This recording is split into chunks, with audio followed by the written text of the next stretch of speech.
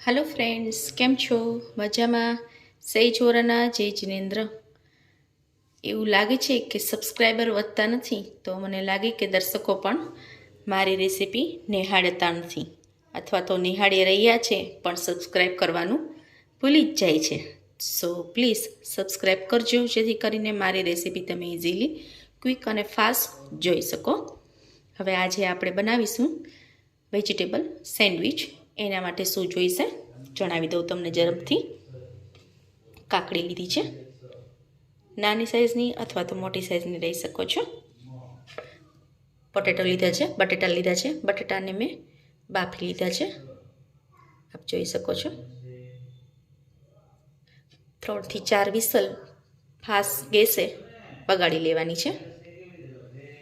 Onion લેવાના છે, અનિયનની ring કરી નાખી છે.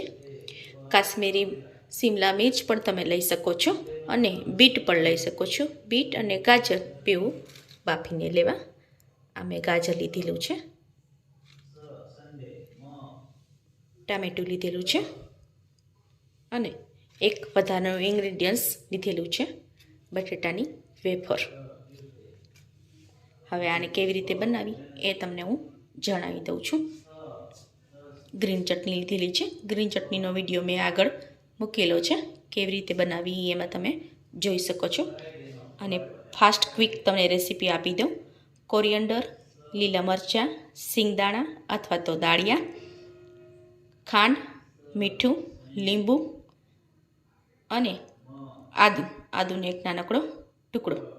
આટલી વસ્તુ લઈને સારી રીતે પાણીથી 2 પાણીથી ધોઈને ચન કરી લેવાનું છે. ગ્રીન ચટણી, ચીઝ સ્લાઇસ છે, ચીઝ ક્યુબ પણ લઈ શકો છો, અને બટર છે, ચાટ મસાલો છે,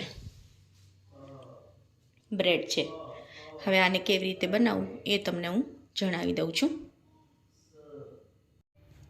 બંને બાજુ બ્રેડમાં પહેલાં બટર લગાવું, પછી બંને બાજુ ગ્રીન ચટણી લગાવી, પછી એના ઉપર કેચઅપ લગાડું. પછી હવે આપણા વેજીટેબલ્સ 1 બાય 1 મૂકતા જવાનું છે. બતાડું છું કેવી રીતે.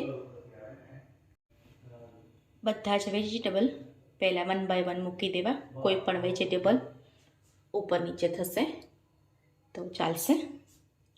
પછી લાસ્ટમાં એની ઉપર ક્રન્ચી વેફર મૂકી દેવી. બટેટાની વેફર લીધેલી છે. જો જૈન બનાવતા હોય તો કેળાની લેવાની છે. હવે એની ઉપર મેં ચાટ મસાલો સ્પ્રિંકલ કરી દીધો છે. હવે લાસ્ટમાં એના ઉપર ચીઝ મૂકી દઈશું.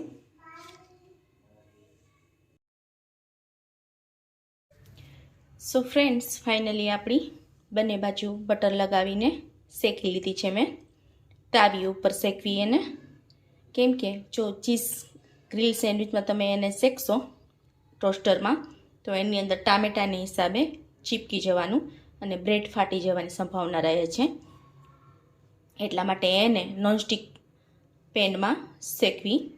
બંને બાજુ સારી રીતે કડક શેકી લેવી, આપ જોઈ શકો છો. સો ફ્રેન્ડ્સ, આપણી સેન્ડવિચ ફાઇનલી રેડી છે, આપ જોઈ શકો છો. લાઇક, શેર અને સબસ્ક્રાઈબ કરવાનું ભૂલતા નહીં. અને કમેન્ટમાં મને જરૂરથી જણાવજો કે તમારે આના વિશે હજુ શું જાણવું છે અને તમને કેવી લાગી. ઘરે જરૂરથી બનાવજો.